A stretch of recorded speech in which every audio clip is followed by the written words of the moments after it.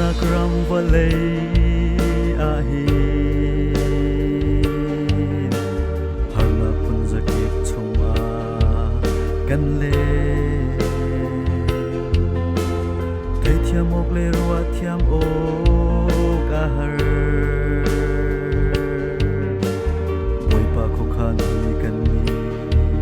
cha for na punja kip ni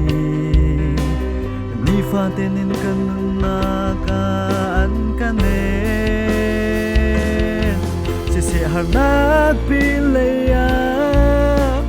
lung lom na ka chia na bai dong na pi le ya lo khin na ka chia lung re thai van san cha na nem tu tha asi me chia le le rum cha na ruwa chan na pe tu boy pa asi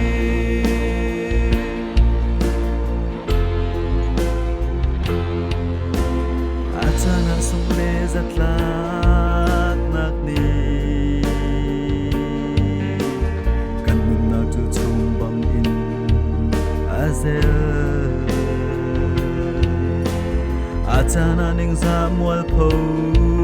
nak ni an kan nem ni van sang ka tan pi tu tha jesu ni ka fa na le ya ka tang ko wa ka ti si se har na pi le ya lung lom na ka chia na bai dong na pi le ya lo tin na ka chia lung ra thai van san cha na nem tu tha si nge chia le le gi rum cha na wa chan na pe tu boy pa si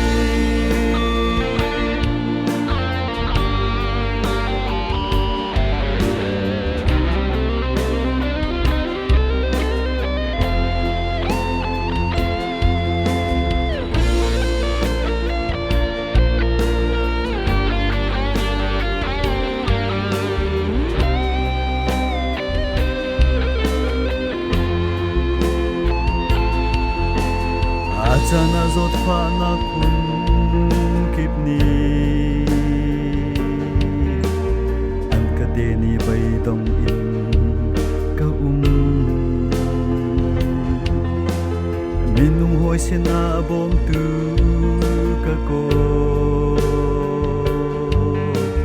nangam na pe ko tu an lo